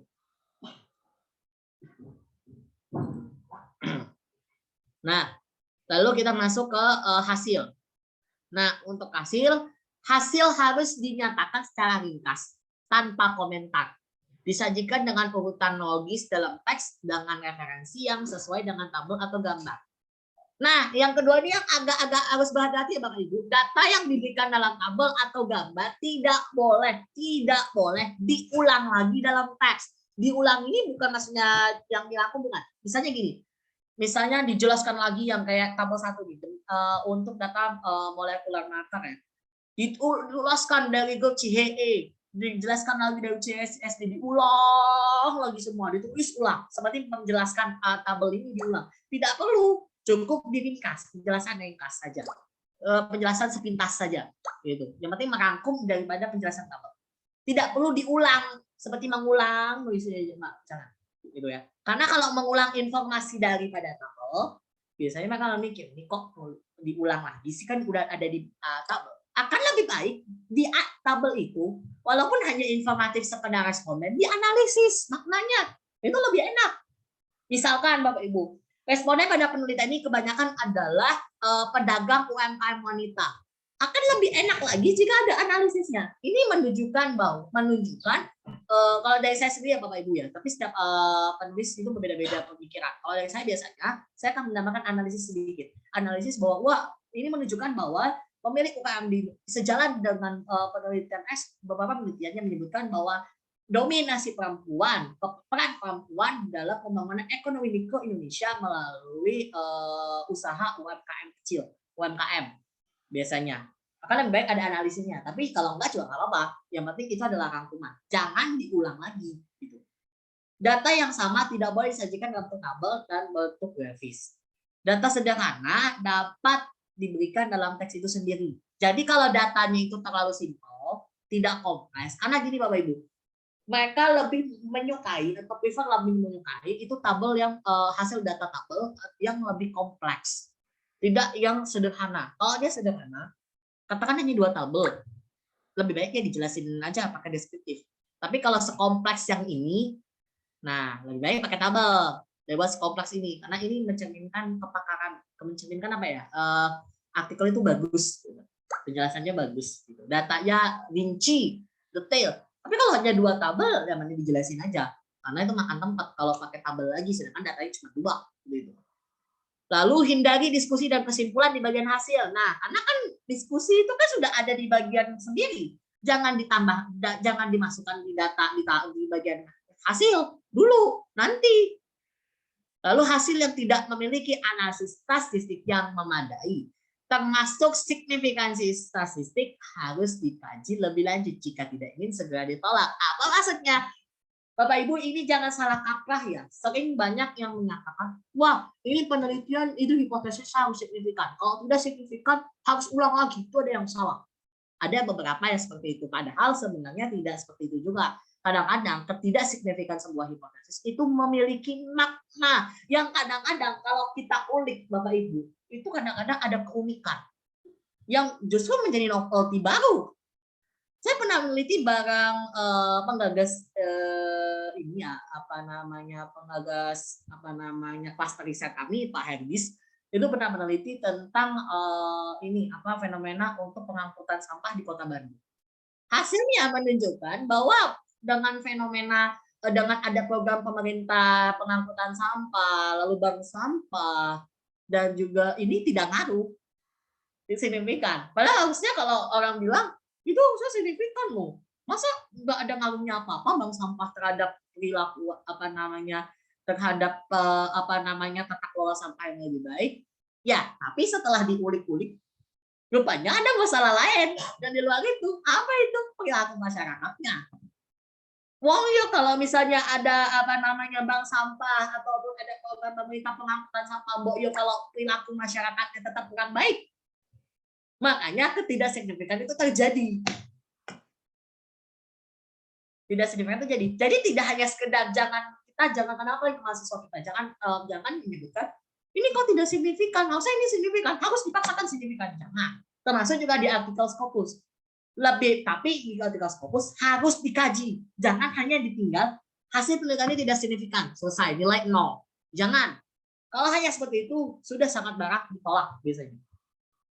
Harus dicari alasan kenapa itu apa hipotesisnya ditolak. Harus dicari, harus dianalisis. Bahkan kalau dia menemukan novelty baru malah memperkuat nilai untuk publikasi untuk diterima. Tapi kalau dia hanya ini sebenarnya tidak signifikan, selesai. Selesai. Enggak. Biasanya akan ditolak. Lebih baik ketika hasilnya tidak memadai atau ditolak, dikaji dulu kenapa. Karena ketika dikaji ketemu novelty baru itu malah memperkuat, malah bagus. Seperti itu. Lalu untuk conclusion dan ini ya acknowledgement. Conclusionnya pertama lebih baik menjawab pertanyaan pokok yang penulis buat dan sesuai ya. Oh iya Bapak Ibu, saya balik dulu ke result ya. Saya masih lumayan masih ada dikit nih. Untuk hasil tadi saya kurang kalau perlu menjelaskan itu hanya data perwakilan. Nah, temuan hasil analisisnya harus lengkap. Tapi jangan mengulang diskusi. Lalu biasanya dia tidak tanpa mengindeks ke karya lain ya, karena ini hasilnya independen, gitu ya. Dan kurangi kata-kata yang mempengaruhi interpretasi hasil. Kata-kata dalam artian itu yang mengulang lagi seperti tadi. Sertakan data negatif. Nah, yang tadi ya, hasil yang tidak memiliki analisis hasil yang memadai. Sertakan data negatif jika itu mempengaruhi interpretasi hasil. Makanya kemarin saya bilang harus dianalisis. Dan jangan memberikan interpretasi tentang temuan di sana sini adalah bagian deskriptif murni. Nah, lalu berikutnya, ini karena tadi saya nggak masukkan diskusi ya di sini ya. Nah, mohon maaf saya lupa tadi. Nah, kalau untuk diskusi, yang pertama itu adalah meringkas dan menafsirkan hasil temuan tabel analisis itu adalah tempatnya untuk menyampaikan hasil analisis dalam arti itu diskusinya. Meringkas dan menafsirkan, tempat untuk menafsirkan temuan dan menghubungkan dengan literatur yang lebih luas. Lalu itu adalah ringkasan singkat dari hasil. Lalu adalah diskusi untuk signifikansi konseptual dan praktis dari hasil dan temuan. Dan juga tempat untuk membuat perbandingan dengan bukti literatur sebelumnya. Katakanlah misal hasilnya ini tidak signifikan, padahal bukti penelitian sebelumnya signifikan. Nah, di situ menyampaikan bahwa hasil penelitian ini tidak sejalan dengan penelitian sebelumnya ini. Nah, baru dijelaskan analisisnya bahwa kemungkinan berdasarkan analisis dikemungkinkan bahwa bla bla bla bla. Nah, biasanya untuk menjelang dari result lalu didiskusi. Nah, diskusi ini biasanya adalah tempat wadahnya itu kreatif. Kreatif itu apa? Analisis interpretasi daripada hasil result ini. Itu kan sudah pattern. Tapi kalau di diskusi itu adalah kreatif. Kreatif dalam arti itu interpretasinya betul-betul harus kena not. Kena not harus ada pesan ininya. Pesan apa ya? Pesan kuatnya harus dapat gitu. Makanya harus kreatif dalam menyampaikan diskusi. Beda dengan result yang benar-benar hasil data. Lalu dari hasil analisis data, lalu diinterpretasikan hasil penafsiran. Nah, penafsirannya ini yang harus dikreatifkan, harus benar-benar detail. Seperti saya katakan tadi, kalau hasilnya tidak signifikan, harus dicari ketidaksignifikannya itu kenapa. Karena yakin pasti akan ada penjelasan. Mungkin tidak ada penjelasan. Tapi kalau ada waktu lagi, tapi lebih baik nih penjelas. Karena kalau untuk artikel Scopus akan besar kemungkinan ditolak jika analisis yang hipotesis data negatif tidak dijelaskan. Kenapa? Maaf. Lalu tinggalkan kesan yang jelas kepada pembaca di bagian diskusi itu, bagaimana hasilnya berkontribusi untuk menyelesaikan masalah. Jadi diskusi itu adalah tempat untuk menyampaikan kesan tentang hasil penelitian ini, hasil analisisnya, lalu telah ditafsirkan apa kontribusinya, kesan ini kontribusinya. Kalau misalnya ada pertanyaan atau fenomena baru, di akhirnya itu buat pertanyaan baru lagi. Untuk apa? Penelitian berikutnya. Seperti itu. Lalu conclusion. Iya Mas, ini apa namanya memang tadi nggak ada slide diskusinya kebetulan. Tadi saya rupanya lupa masukinnya diskusinya. Makanya tadi saya sampaikan bahwa result ini itu adalah hasil independen. Nanti bukan slide, maksudnya bagian diskusi itu adalah bagian untuk mentafsirkan hasil result yang lebih kreatif. Dan artian itu penjelasan penafsirannya itu benar-benar harus kena itu dalam artian harus benar-benar lebih luas, lalu mengungkit penelitian terdahulu, perbandingan antara hasil analisis sekarang dengan yang dahulu, lalu juga penjelasan kreatifnya, penjelasan atas fenomena hasil datanya itu dikaitkan dengan fenomena yang ada. Lalu kesan akhirnya bagaimana hasil penelitian yang ada, hasil result analisis datanya yang telah ditafsirkan ini berkontribusi untuk menyelesaikan masalah penelitian. Seperti itu. Nah, kita masuk ke kesimpulan. Setelah tadi kita sudah menganalisis data, lalu kita berdiskusi ya, mendiskusikan hasil penjelasan penafsiran penelitiannya yang memang benar-benar sudah detail penjelasan diskusinya. Baru kesimpulan. Kesimpulan ini adalah hasil utama daripada diskusi tadi, penjelasan daripada analisis data yang telah diinterpretasikan secara deskriptif. Gitu. Nah, di conclusion ini adalah rangkumannya atau adalah hasil utama studi. Lalu dikaitkan keberhasilannya dengan mencapai studinya. Harus dikaitkan dengan pencapaian sesuai tujuan studi di awal. Lalu juga untuk memperjelas bagaimana studi dapat memajukan sains. Ya, bagaimana hasil penelitian itu mencapai dapat memajukan ilmu pengetahuan. Lalu dikembalikan lagi ke konteks global dan konseptual. Makanya untuk conclusion itu harus menjawab pertanyaan pokok yang penulis buat sesuai dengan judul, konteks, dan tujuan. Itulah benang merah di akhirnya. Lalu tidak boleh mengulang diskusi atau pengantar apapun. Karena kan hasil diskusi dari analisisnya itu kan sudah benar-benar detail. Kalau misal hasil hipotesis ini menunjukkan ini bla bla bla, kan itu sudah detail di situ. Nah, jangan diulang lagi di conclusion-nya. Karena dia harus hasil kesimpulan asli. Makanya sangat berbahaya ketika Bapak Ibu mengcopy ulang hasil dari diskusi ke kesimpulan. Lebih baik buat ulang rangkuman dari diskusi, dibuat ulang. Lalu kesimpulan harus ditarik dengan mempertimbangkan kekuatan atau keberhasilan mencapai tujuan penelitian dan kelemahan penelitian. Pasti sebuah penelitian ada kelemahan. Karena manusia tidak sempurna, yang sempurna hanya Allah Subhanahu wa taala. Sama dengan penelitian, penelitian nggak ada yang sempurna. Pasti ada kelemahan. Oleh karena itu, pastikan kesimpulan yang ditarik harus sesuai dengan tujuan yang dinyatakan pada bagian pendahuluan. Bayangkan Bapak Ibu, conclusion-nya sesingkat ini. Yang di bawah ini, yang punya Dr. Gigi Alexander Patrika.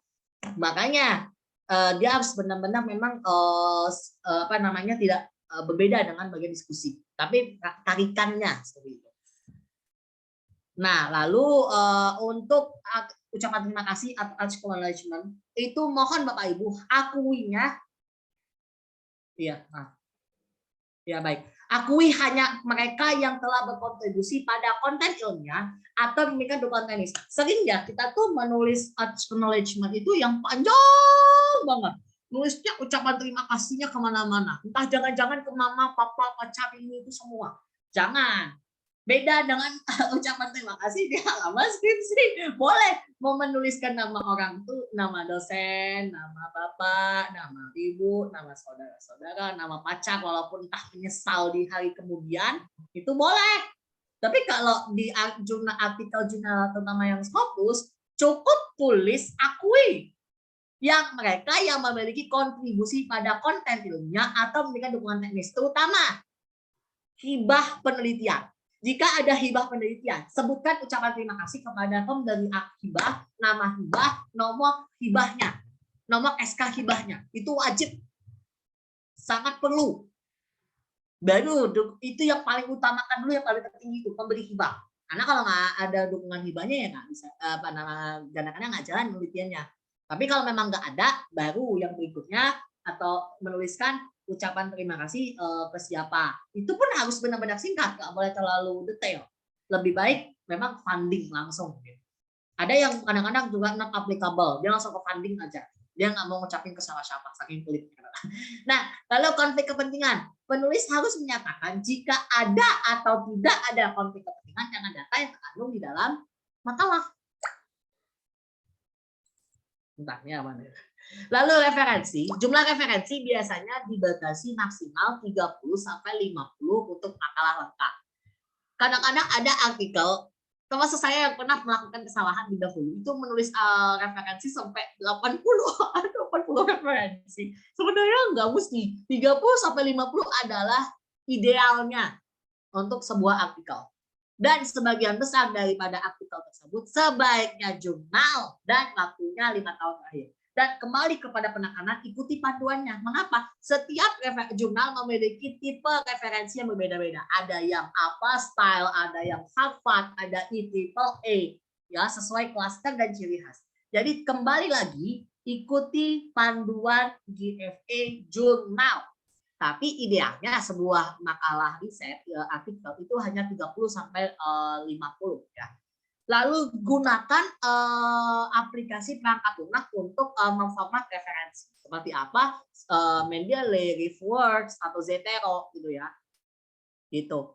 Dan pemformatannya harus mengikuti gaya jurnal dan gunakan referensi sebagai alat pendukung. Sangat dilarang menggunakan referensi dari internet seperti blog, koran, buku lokal, Wikipedia itu sangat tidak diperbolehkan. Lalu Bapak Ibu saya sarankan untuk mengurangi bahan dari proceeding walaupun terindeks Scopus seperti itu e-conference atau AIP atau IOP sangat tidak disarankan. Lebih baik betul-betul dibanyakan jurnal. Boleh ada tapi kurangin. Lebih porsi jurnalnya 70-80% yaitu artikel. 20-nya boleh buku dengan pasca konferensi boleh. Lalu disarankan memang meminimalisir sumber bahasa Indonesia Bapak Ibu. Lebih baik menggunakan referensi yang berbahasa Inggris dan lebih baik referensi yang digunakan jika ini artikel Scopus adalah referensi yang juga sudah terindeks Scopus karena itu nanti berkaitan dengan jurnal itu mau indeksasi biasanya. Sangat repot mereka ketika mengindeksasi paper yang kebanyakan itu yang sudah nggak terindeks Scopus gitu karena mereka sudah ada link system. Jadi lebih baik saran saya akan sangat lebih baik artikelnya berbahasa Inggris dan sudah terindeks Scopus namun tidak naskah konferensi ya dikurangin. Jikalau terpaksa terutama yang saya ini hukum karena hukum itu kan saya pernah mengutip pendapat dari Profesor siapa ya dari Fakultas Hukum mana yang jadi hakim di MK ya MK saat gugatan profesor dari UI pencalonan profesor dari UI yang digugat ke MK beliau mengatakan bahwa saat punya masalah artikel hukum itu dari Indonesia susah banget internasional karena berbeda pola pemikiran hukumnya sehingga itu juga berimplikasi kepada referensi biasanya nanti urusannya.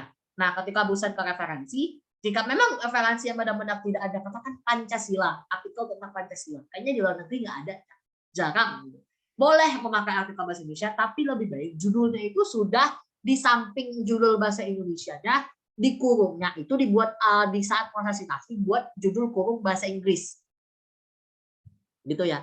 Dan sekali lagi, dilarang untuk melakukan plagiat. Seperti itu. Nah, ini adalah trik terakhir dari saya, ya Bapak Ibu, walau tidak sesuai, tapi ini dari saya ya. Yang pertama adalah persiapkan perangkat lunak dan perangkat keras mendukung tulisan naskah. Lalu survei dan pilih jurnal yang ditarget. Cek dahulu itu adalah cek dahulu yang pertama adalah Scopus Corporation, persentilenya, kuartilnya. Konsultasikan lebih baik ke di perguruan tinggi kan ada RTTO, Research Transfer Office atau bagian riset. Konsultasi dulu lebih baik agar mengetahui agar menghindari predator dan juga menghindari potensi discontinue. Lalu susun draft paper mengikuti guideline-nya, GFA-nya, lalu penyusunan gambar dan tabel sesuai standar, menggunakan referensi manager, chat meeting, dan proofreading, menggunakan Grammarly sebelum submit. Setelah submit, mengecek minimum masa naskah, jangan lupa selalu dipantau dan follow up via email, media, dan media komunikasi lain. Apabila ada revisi atau mayor terminal, segera direvisi sebelum deadline. Apabila ada invoice harap diselesaikan. Setelah accepted akan menerima gallery proof. Nah, saya baru sampai ini. Kemarin barusan paper saya itu sudah masuk sudah di gallery proof, sudah saya cek dan sudah dikembalikan. Tinggal nunggu online ready-nya saja. Itu dikembalikan ke editor in chief. Mungkin itu Bapak Ibu yang dapat saya sampaikan pada sharing session webinar kali ini. Terima kasih atas perhatian Bapak Ibu. Mohon maaf jika saya ada salah penyampaian. Dan Bapak Ibu saya ucapkan selamat nulis, selamat berkarya, semoga berjaya mencapai Scopus dan Bapak Ibu sudah bisa mencapai tujuan akademik yang diharapkan. Terima kasih, saya kembalikan ke moderator. Baik, terima kasih banyak Mas Alfa. Sharing yang sangat penuh, padat, dan lumayan membuat berpikir sekali di pagi hari ini. Semoga juga bisa menjadi pemicu, pemecut buat teman-teman semua untuk bisa menjadi penulis publikasi ilmiah yang baik, yang bisa nanti suatu hari bisa sama seperti Mas Alfa tembus ke jurnal-jurnal Q1. Sambil kita izinkan Mas Alfa untuk nafas dulu, karena lagi puasa nggak bisa minum. Ini sudah ada pertanyaan yang masuk, Mas. Dan untuk teman-teman yang lain yang ingin bertanya, kami persilahkan. Boleh raise hand, boleh ditulis di chat. Mungkin Mas Alfa bisa baca dulu, saya bacakan ya. Ada pertanyaan dari Mary Julianti. Izin bertanya Mas Alfarizi, saya sering melihat bahwa publikasi Q1 itu cenderung membutuhkan biaya yang cukup mahal. Ada yang bahkan bisa $2.500 seperti Elsevier dan lain-lain. Apakah ada trik dan tips tersendiri untuk mensiasati ini? Karena sejauh ini pembiayaan yang mahal ini yang menjadi kendala untuk saya. Boleh dijawab mungkin Mas Alfa. Oh iya, baik. Baik, makasih Mbak Mary Julianti ya untuk pertanyaannya terkait bisa sampai $2.500.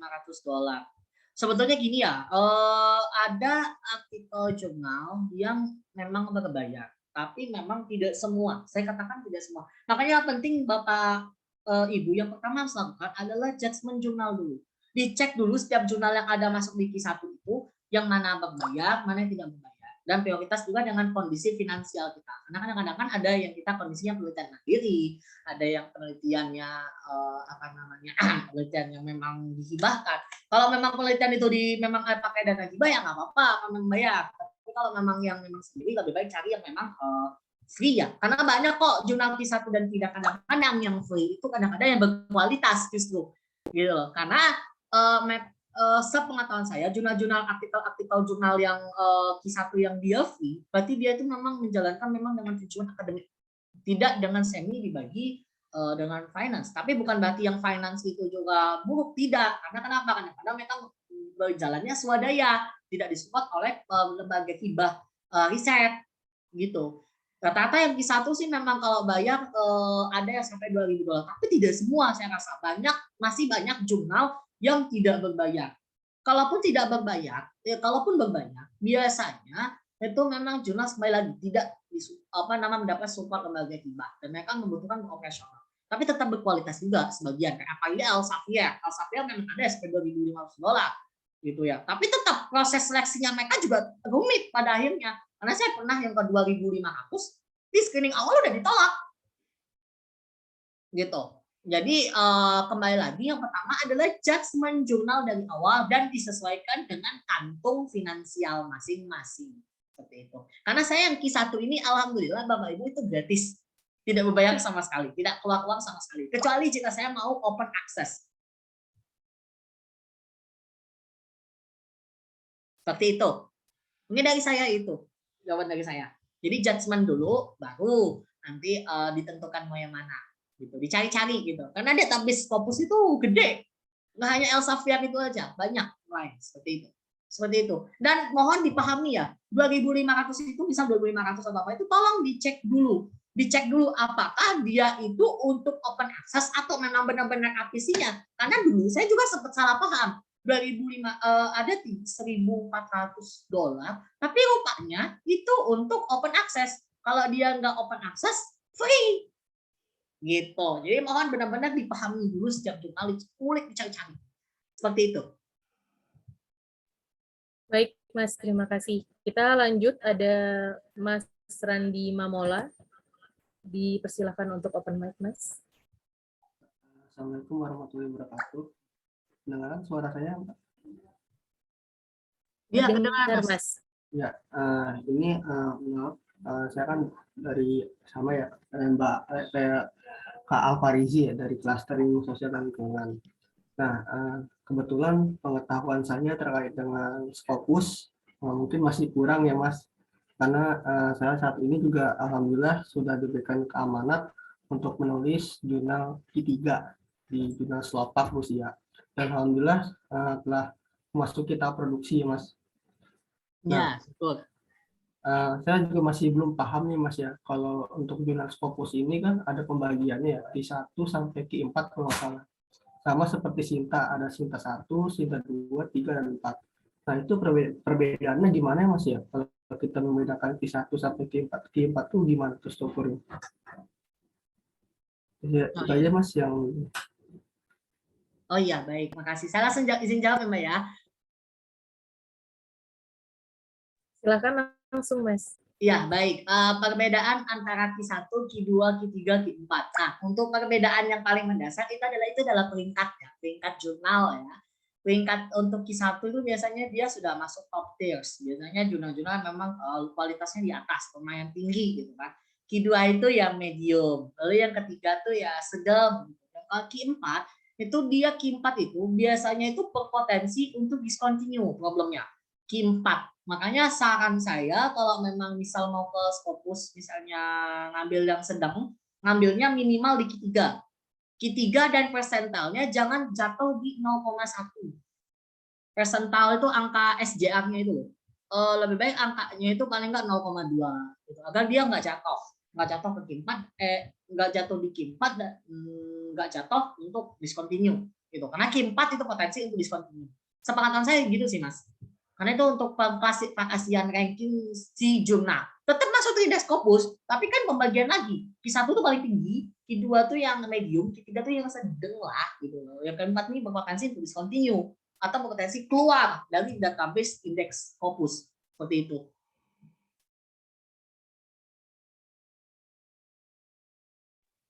Makasih, Mas. Ada pertanyaan lagi mungkin? Saya beri kesempatan.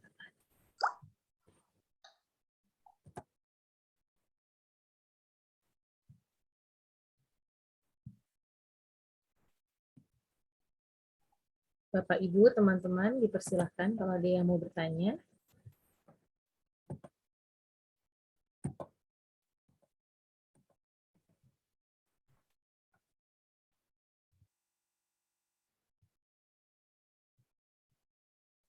Baik, ada sebentar. Ada Ibu Fani Mardianti ya. Saya persilahkan Ibu. Baik, terima kasih Ibu. Izin bertanya Mas Alfa. Oh itu iya, tadi terkait result sama discussion. Nah, dari pengalaman saya kesulitan nih Mas. Misalnya kan kalau di jurnal itu kan yang membagi result sama discussion-nya gitu. Jadi waktu result sama discussion-nya itu kan kita nggak boleh tuh waktu di result itu ada discussion gitu kan. Nah, sedangkan di discussion-nya itu saya kewalahan bagaimana cara mengelaborasi supaya naskah kita itu nggak terlalu pendek di discussion-nya gitu Mas. Jadi gimana cara mengelaborasi yang di bagian discussion-nya gitu Mas. Maaf Mbak, gimana Mbak tadi agak kurang jelas Mbak soalnya Mbak. Bisa agak gede dikit nggak? Agak sedikit, maaf. Ini kedengaran Mas? Sedikit gak kedengaran atau mungkin dari moderator mungkin ya bisa merangkum mungkin ya. Kalau ini gimana Mas? Iya gimana ya monggo. Jadi gini Mas, kan ada bagian result sama discussion.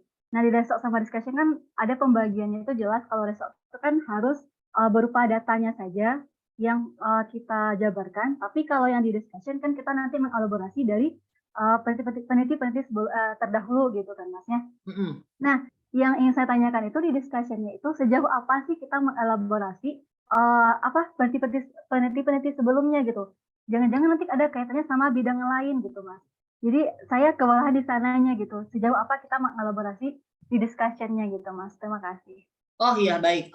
Sejauh mana mengelaborasi di bagian diskusi ya? Yang pertama Iya. kita harus memperdalam analisis tafsir si data. Itu kita harus tafsir, lalu kembali lagi tadi saya katakan harus mengaitkan dengan penelitian sebelumnya, lalu membuat, itu tadi saya bilang, kreatif itu dalam artian itu membentuk pengetahuan baru. Tapi ingat, membentuk pengetahuan baru tidak membuat diskusi itu keluar dari konteks artikel itu. Ya, jangan sampai keluar. Jadi tetap harus dijaga. Boleh mau ngitar dimanapun, tapi jangan keluar dari kurungan penelitian atau tujuan penelitiannya jangan keluar. Seperti itu ya. Nah, mengelaborasinya gimana agar lebih jauh lagi ya harus dianalisis dari fenomena bukti penelitian terdahulunya, kajian bukti penelitian dahulunya, lalu dielaborasi lebih mendalam dengan fenomena dan kontribusinya apa gitu loh. Tapi jangan keluar dari tujuan penelitian yang ada. Jangan keluar dikit pun boleh, tapi jangan keluar banget. Karena nanti takutnya dikiranya kita ini udah melenceng gitu loh tulisnya. Mungkin gitu ya, Mbak ya.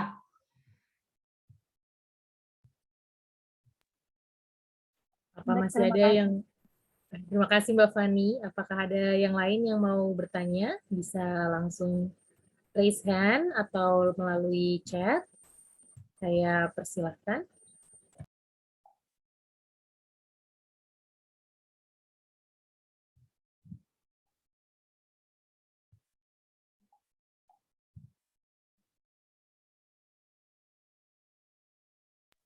Mungkin sambil menunggu penanya berikutnya ya Mas Alfa, saya juga ada pengumuman bahwa Mas Alfa ini saat ini juga sedang mengelola sebuah jurnal baru yang bernama Eco-Profit Sustainable and Environment Business.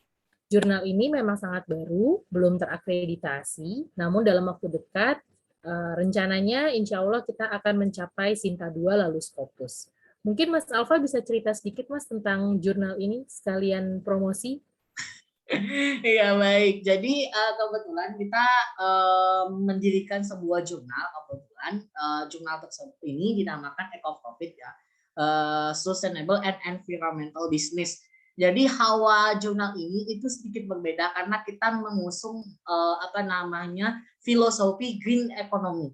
Green economy di mana kita berharap bisnis tujuan dari jurnal ini itu mengkaji bisnis fenomena atau problem bisnis masa depan yang memiliki program bisnis yang berkelanjutan dan memperhatikan lingkungan gitu ya.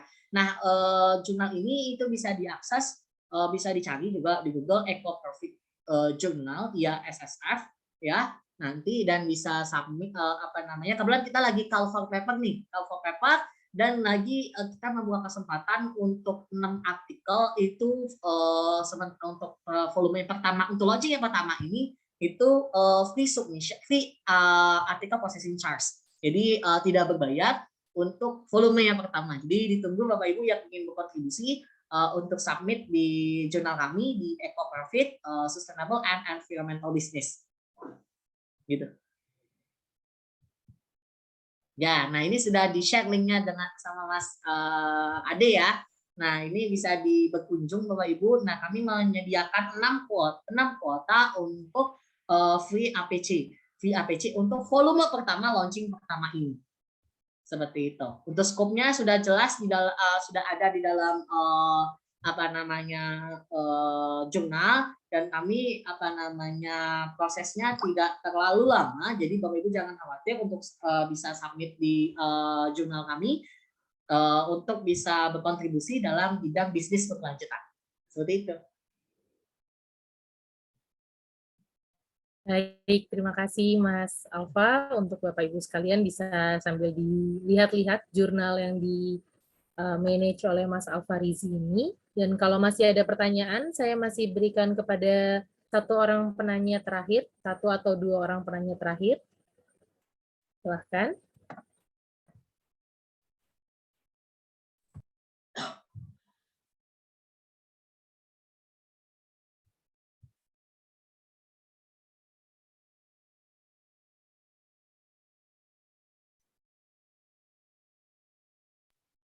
Apakah sudah tidak ada penanya?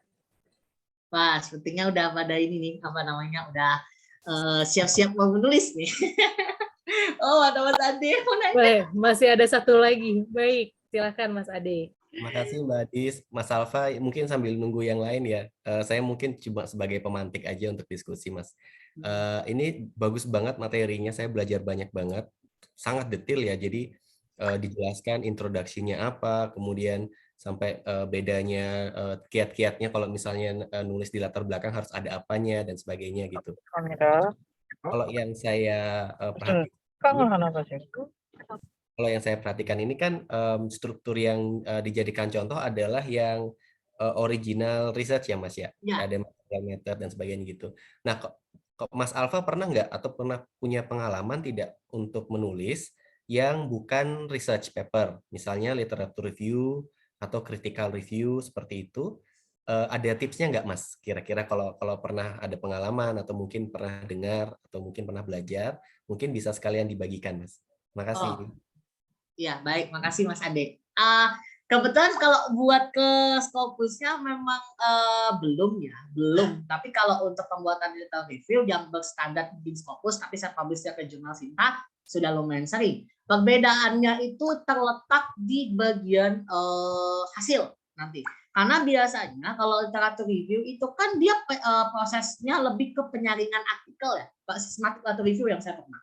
Penyaringan artikel biasanya penyampaiannya akan beda. Kalau biasanya result dan result itu adalah hasil analisis data semua. Kalau yang di artikel apa namanya hasil untuk sistematik data review itu adalah hasil penyaringan artikel dan bibliografinya biasanya. Itu misalkan hasil datanya, daftar jurnalnya, daftar artikelnya, sintesis rangkuman artikelnya seperti itu. Database-nya dari mana? Di situ result-nya perbedaannya di situ. Lalu untuk hasilnya dia lebih merinci. Kalau kuantitatif riset original kan biasanya dia result ya penjelasan result data-data, lalu diskusi ya diskusinya langsung ke diskusi dalam satu apa namanya subbab terpadu itu. Tapi kalau literatur review dia lebih ke memecah per subbab lagi. Analisisnya itu per subbab lagi yang sudah dianalisis dari beberapa artikel dari sistematik literatur review. Seperti itu sih Mas.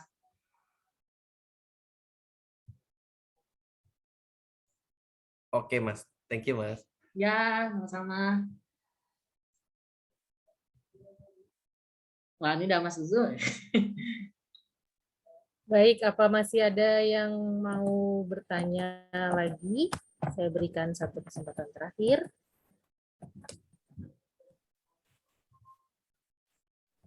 Baik, kalau tidak ada akan kami tutup untuk acara hari ini. Sudah, tidak ada? Yakin semuanya? Baik. Terima kasih Mas Alfa untuk sharingnya, sangat luar biasa.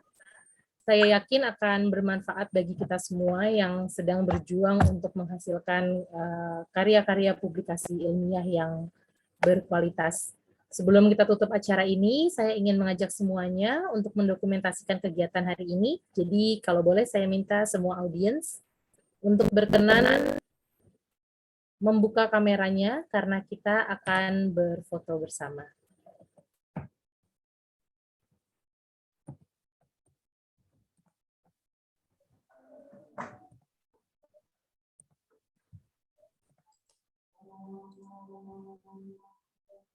Baik.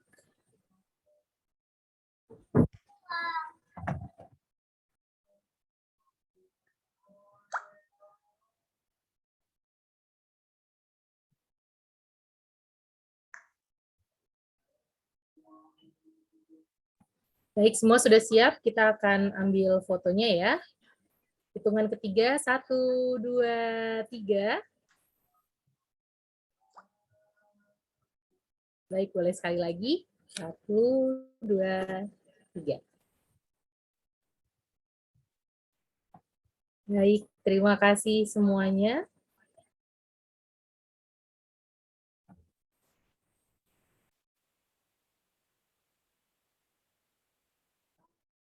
Bagi Anda yang membutuhkan sertifikat dan bahan diskusi kita hari ini, kami akan mengirimkannya secara langsung melalui email.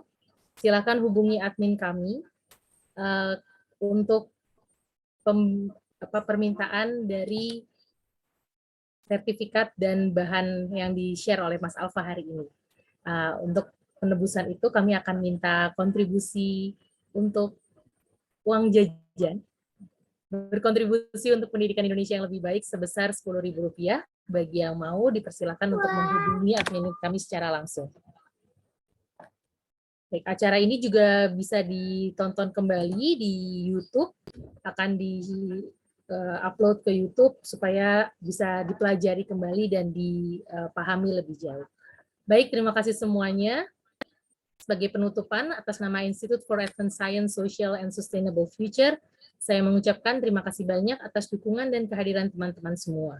Semoga apa yang kita pelajari hari ini dapat menjadi manfaat untuk pengembangan diri kita masing-masing dan pengembangan iklim pendidikan Indonesia secara luas. Akhir kata, kami mohon maaf apabila ada yang kurang berkenan selama pelaksanaan acara ini. Saya Adisha Paramasasti mohon pamit.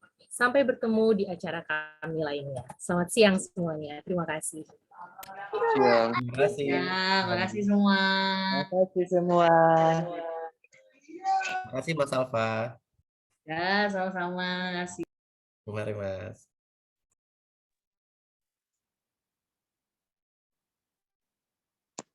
Makasih Alfa.